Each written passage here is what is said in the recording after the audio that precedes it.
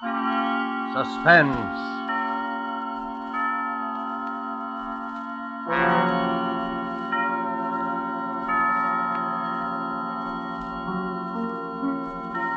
This is the Man in Black, here again to introduce Columbia's program, Suspense.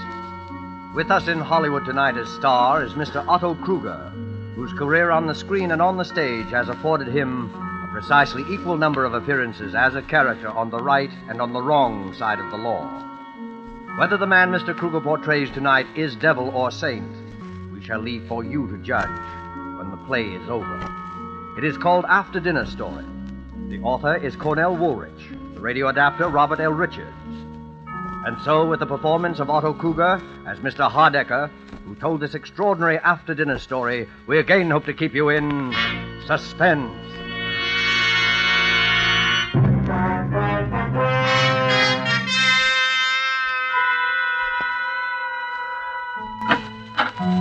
Mr. Hardecker's residence? I believe I'm expected for dinner, please. Your name, sir? Kenshaw is my name. Very good, sir. Mr. Hardecker? Mr. Kenshaw, sir. Number one. Good evening, Mr. Kenshaw. Is this where Mr. Hardecker lives? My name is Lambert. Mr. Hardecker? Mr. Lambert. Number two.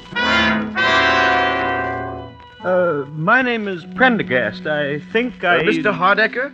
Mr. Prendergast. Number three. Mackenzie's the name. Mr. Hardecker? Mr. Mackenzie. Number four.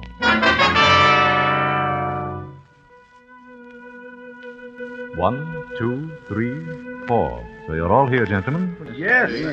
Then suppose we go into dinner, and after dinner I shall tell you why you are here, what I have in mind. In fact, I shall tell you in the form of a story, a sort of after-dinner story.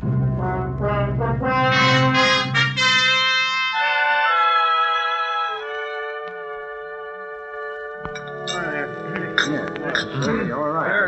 You see, that's a great cup of coffee. I enjoyed it. You passed that, please. Well, gentlemen, did you enjoy your dinner? Yeah, it was swell. Now then, if you'll excuse me for just a moment, I have certain instructions to give the servants, and after that I shall rejoin you. I shan't be long. Certainly. Well, what did that crack mean? Certain instructions to the servants. How should I know? I don't like the looks of the whole thing. Why all the mystery? Well, I suggest that you have patience, Mr. Prendergast. Mr. Hardecker clearly intends to tell us in his own good time. Yeah. And another thing. I don't eat in those fancy Park Avenue joints as a rule myself, but I've seen them in the movies. They always pass the food around to everybody. They don't bring it out of the kitchen already on your plate and just hand it to you. Well, what possible difference can that make? Well, I don't know, but I know it ain't right. No. None of it's right. Why does a man invite four perfect strangers to dinner? What is this thing he has in mind for us he keeps talking about? Well, all I know, he says he'll make it worth our while, and I can use a little of that worth your while stuff, the way business has been lately. Obviously, the connection between us is that we were all in that elevator a year ago. Oh, what of it? There's no mystery about that. The police cleared that up the very next day. Maybe Mr. Hardecker doesn't think so. Sorry to have kept you, gentlemen. Now, suppose we get down to business. Mr. Hardecker, none of us wish to seem rude, but we were just wondering what this business is all about. You had come to the obvious conclusion, of course, that it has to do with my son. Well, yeah. I don't see why we're all sorry, naturally, but that's all over and done with. Yes, and almost. But there are one or two little details that I thought you gentlemen might help me to clarify. Oh, sure. Oh, well. Fine. Yeah. Well, then, if you don't mind, I know you must remember most of it, but it's almost a year ago. I'd like to go over the whole story from the beginning. Well, that's all right. Well, it was just before 5 in the afternoon on August 30th of last year when the matter which concerns us here this evening had its beginning. And on that day, and at that time, all four of you, perfect strangers, who had never seen each other before in your lives, found yourselves, for personal and business reasons of your own, on various floors of the Norfolk building in Midtown Manhattan, waiting for the express elevator to take you to the lobby. The first passengers were on the 21st floor. 21. Going down, please. Express car, going down. There are now 3 men in the elevator. The operator, Mr. Kenshaw and Mr. Lambert, who had gotten on at the 21st floor. 18. Going down, please. Face the doors, please. Going down. Now there are 5 men in the car. Mr. Prendergast and Mr. Mackenzie had entered the elevator at the 18th floor. 15. Express car to the lobby. Going down, please. Say hello to Eleanor for me. You bet. Bye, Dad. Bye. 6 men in the elevator. The last to enter, I had accompanied to the elevator door myself. He was my son. These things drop pretty fast. Too fast for me. Hey, this baby is moving. Hey, look! We can't stop it. We're out of control. Look out, we're going to hit.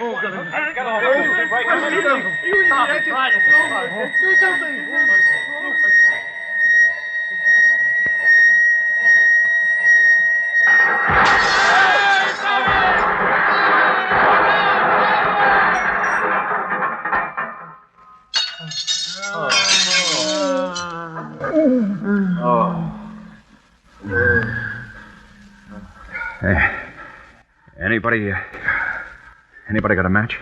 I think my leg's broken. Get me out of here. I got a wife and kids. Somebody get me out of here. Get me out Shut of up here. a minute, can't you? You're not the only one with a wife and kids. Has anybody got a match? We've got to get this door open. Yeah. I don't have it. We're liable to suffocate in here. These things are practically airtight. Where's the operator? Operator, he's over here. I can feel the braid on his coat against my hand. Oh. Hey, what about it, Bud? You've got a match so I can see what I'm doing here? Hey, operator. He's dead. Dead. Why doesn't somebody come? What's the matter with them? Why don't they come? Pipe down, will you? Pipe down. There. Yeah, I got it. Now we'll get a little air anyway. Oh, there's a light up there somewhere. Yeah. I can hear voices. There, you hear them? Help! Help! Say, there's no use yelling your head off. They know we're down here. Yeah. I wish my leg didn't hurt so bad. Oh, let's see. Try wrapping your shirt around it tight. May stop some of the pain. Thanks. Yeah, easy. Now what? Nothing. Just sit and wait. That's all. Why don't they hurry? What are they waiting for? Why don't they hurry? Easy. Take it easy. You could be worse off. Worse off? Yeah. Like this poor guy, the operator. He's dead.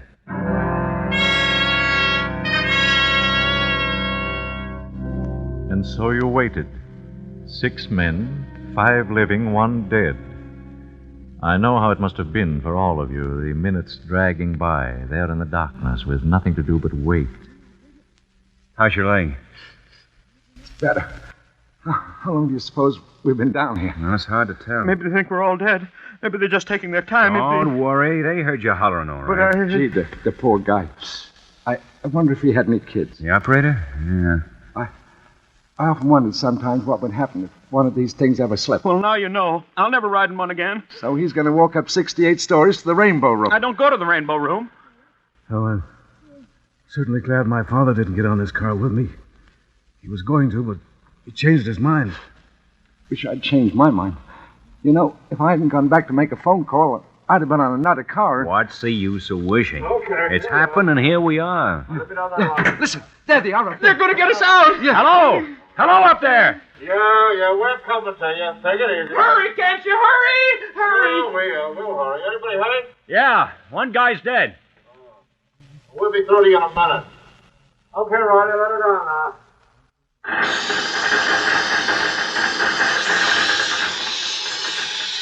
Look at that light up there. Acetylene torches. Yeah, they're gonna cut a hole in the roof. What a racket. Oh, I'm nearly deaf already. Listen, you guys. We're coming through, see? Watch out for spots. Shut your eyes and stand back against the wall. Okay. I never knew those things made so much noise. It's because we're closed in. No! What was that? I don't know. I thought I heard somebody holler. Yeah, so did I. Must have been one of those guys up above. Those sparks are enough to blind you. Well, don't look at them. They will blind you. One went right by in front of my face, right across the car. They couldn't have. They're dropping down. Did you see it? It was awful bright. Oh, just a reflection. Don't look at it. I guess they got it cut through. Phew, yeah. I couldn't have stood much more of that. They're pulling off the top. It won't be long now. All right. Stand clear down there. I'm going to jump down. Hey, cop. And no cop ever looked lovelier. All right. Pass them ropes down now. Okay, hold it. All right. Who's first now? Who's the worst hurt of you all? How about this fella? Now, that's the operator. He's dead. Hey, look. Those other two guys have both passed out. Yeah, shocking, yes. Officer, I've got to get out of here. I feel pretty bad. Hey, hold your horses. There's nothing wrong with you. But That man's got a broken leg there. Who's got a broken leg? I have, I think. All right. Can you sit in this rope sling here? I'll try. Now, hang on with both your hands. I'll be all right. Okay. Pull him up. Well, so long, fellas. Take care of that leg. Thanks. Yeah, thanks. My name's Lambert. And mine's Mackenzie. Maybe we'll run into each other sometime. Yeah. Well, so long. All right, let me have that rope now. Well, who's next now? Maybe you better take those two guys that passed out. They might be hurt. Why, sure. How about this young fella? Sure. He got a little blood on him, hasn't he? He has that. glass from the light fixtures, I guess. Well, I don't think it's serious. You don't, eh? No, he seemed to be all right. Well, whatever he seemed to be, he's not now. This man is dead. Dead? Oh, but he can't be. Look here, my lad, you don't seem to realize that you've come through a pretty serious accident. I know, but he can't be dead. We heard him talking just a few minutes ago. Isn't that right? Yes, I heard him. Well, sure. He was talking to us here in the dock. He said something about being glad his father wasn't on this I elevator. can't help what he said or what you heard him say. This man is dead.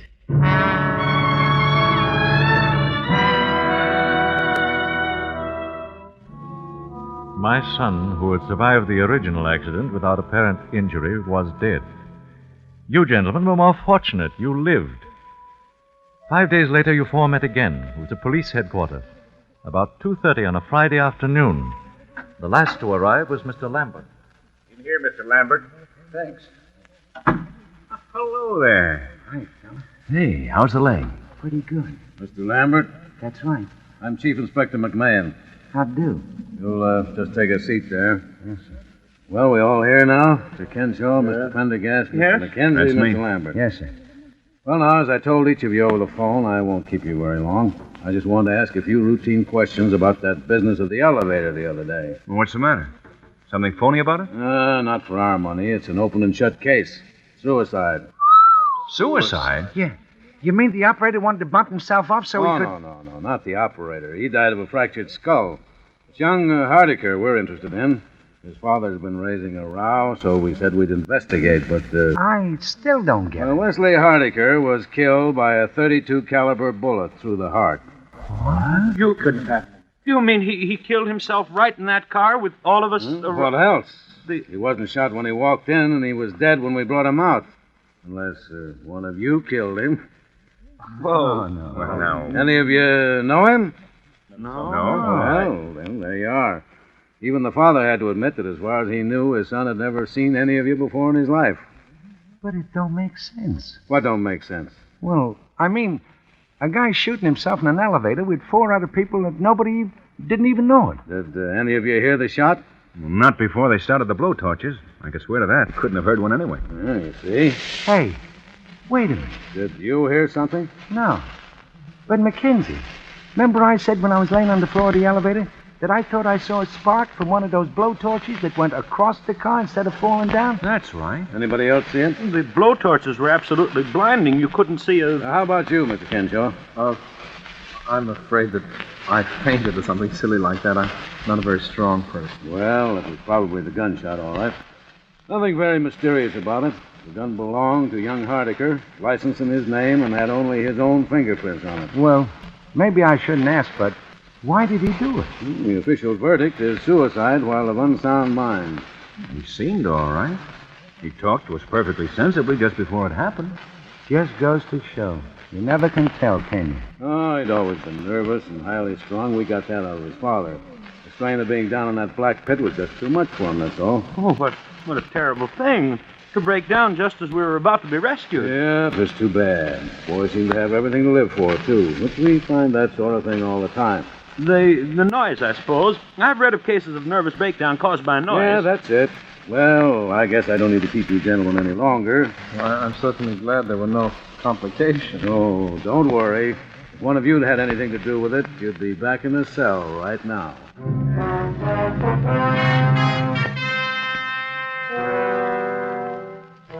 That was almost a year ago. Last week, each of you received a phone call from me. I can well understand and sympathize with the fact that you were somewhat astonished, perhaps a little suspicious of what you heard. I don't doubt that most of you debated at some length in your minds the advisability of accepting my invitation at all. You, for instance, Mr. Mackenzie, you are married, as I remember. I imagine that you talked quite seriously with your wife about the whole affair. I phoned your home, I believe, at about 8:30 last Monday evening.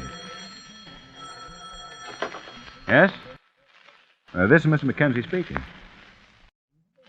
Well, I'm sorry, but I don't seem to place you. Oh, of course, Mr. Hardiker.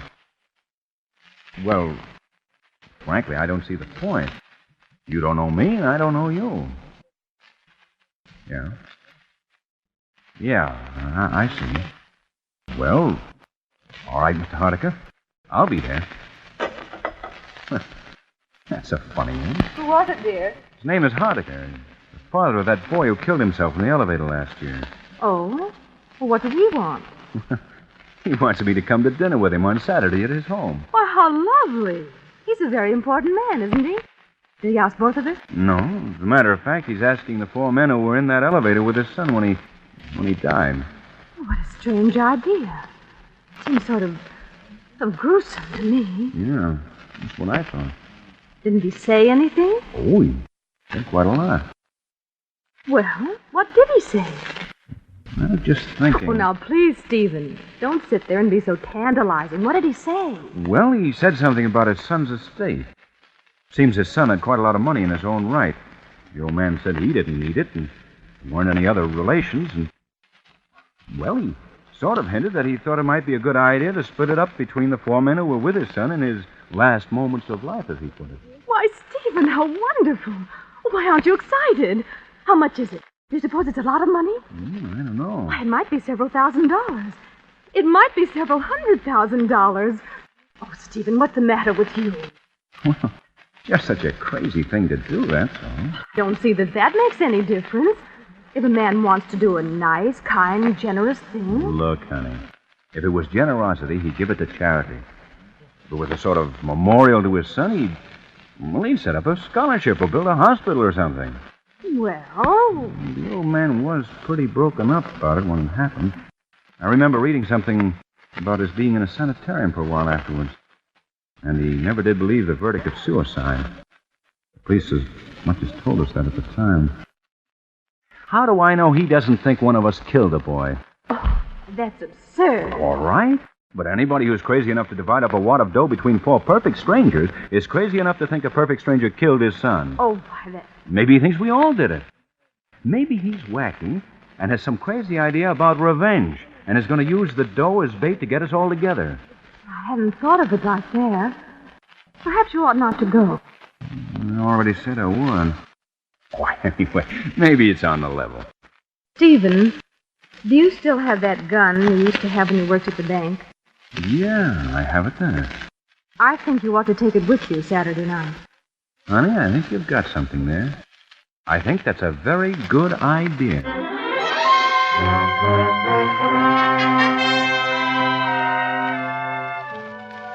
And so, gentlemen, I'm quite gratified that you all saw fit to accept my rather unique invitation, and that we are all here together this evening.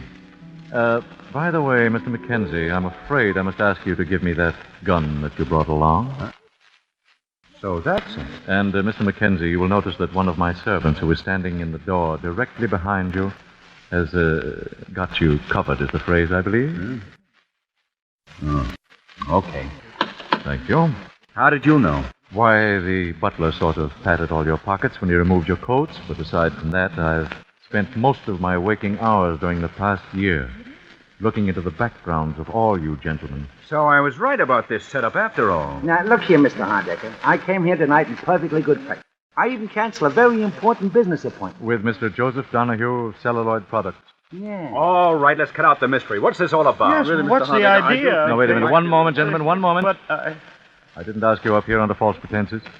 I fully intend to divide my son's estate precisely as I suggested over the phone. I sincerely hope you don't resent my investigation of your backgrounds. Well, gee, Mr. Hardecker, my background isn't much, I guess, but... Perhaps we all owe you an apology, Mr. Hardaker, but you must admit the whole thing's been a little strange. It has indeed been very strange. I think, however, that phase of the matter is about over. Now, before we get down to business, there is one detail that I'd like you to help clear me up. Why, sure, we'll be glad.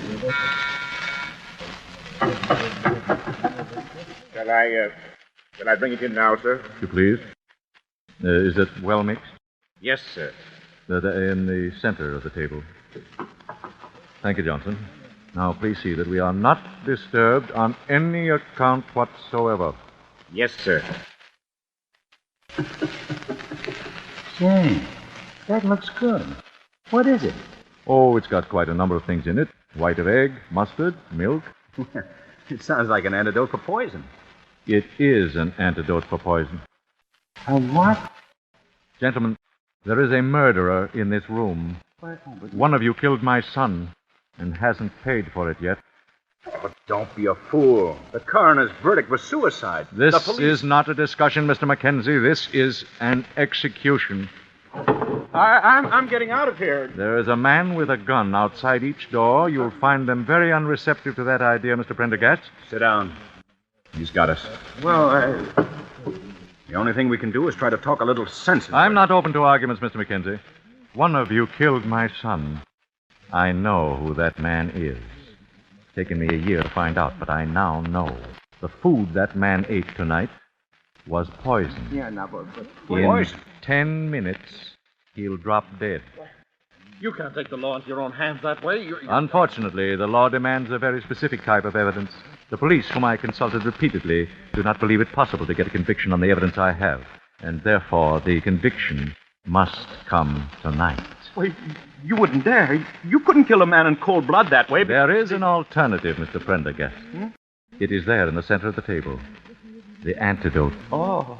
The murderer may either confess his crime by drinking the contents of that bowl, or he may keep silent and go to his death here tonight. Privately executed for what cannot be publicly proved. But they could send you to the chair for that. I am quite aware of that contingency, Mr. Crenshaw, and quite willing to accept the consequences.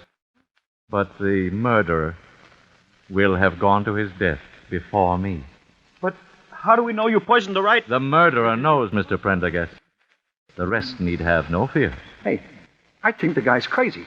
Maybe he poisoned all of us. Look, Mr. Hardiker, this whole thing is insane. Nobody killed your son. As to that, we shall shortly see, Mr. Mackenzie. The man who killed my son has approximately 7 minutes to live. 7 minutes? It's me. I know it's me he's poisoned. My whole insides are on fire. It's me he's Don't poisoned. fall for it unless you're sure. The whole thing may be a gag. I assure you, nothing has ever been more serious, Mr. Mackenzie. You know, I don't feel so good myself. Neither do I. Probably just indigestion. After dinner story like this is enough to give indigestion to a horse. No kidding.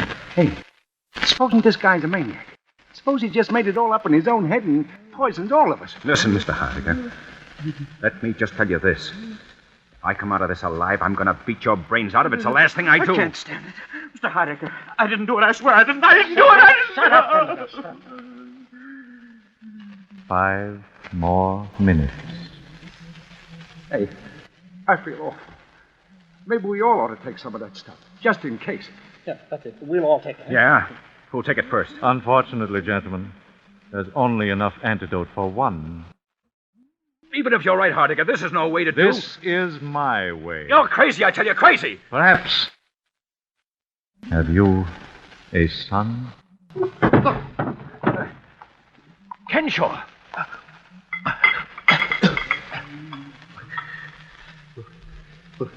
Will it save me?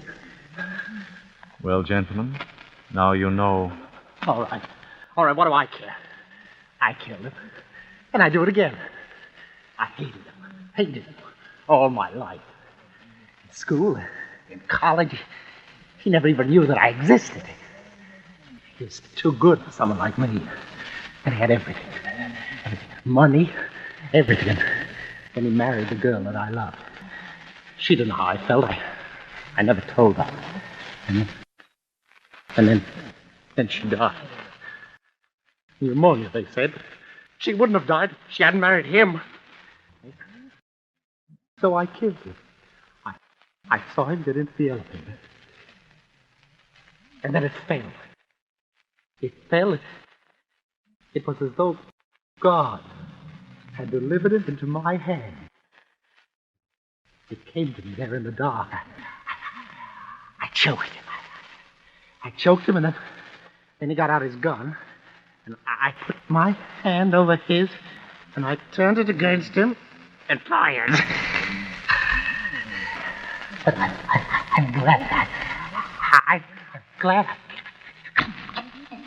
Look! Help him, somebody. Help him. Here. Hold up his head. Here. Never mind. He's dead.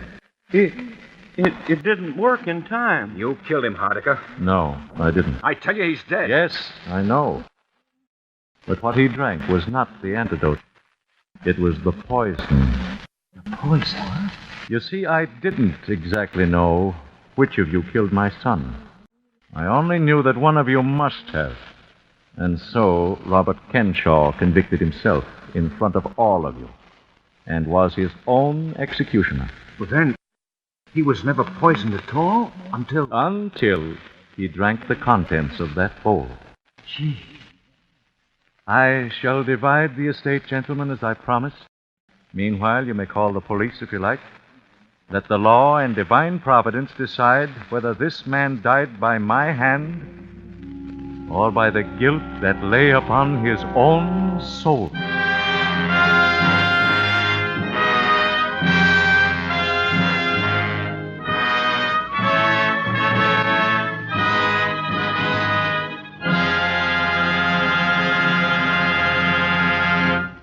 And so closes After Dinner Story by Cornell Woolrich, starring Otto Krueger. Tonight's tale of Suspense. This is the Man in Black, who conveys to you Columbia's invitation to spend this half hour in suspense with us again next week, same time. The producer of Suspense is William Spear, who tonight also directed the broadcast, and who, with Lud Gluskin and Lucian Malowick, conductor and composer, and Robert L. Richards, the radio author, collaborated on tonight's Suspense.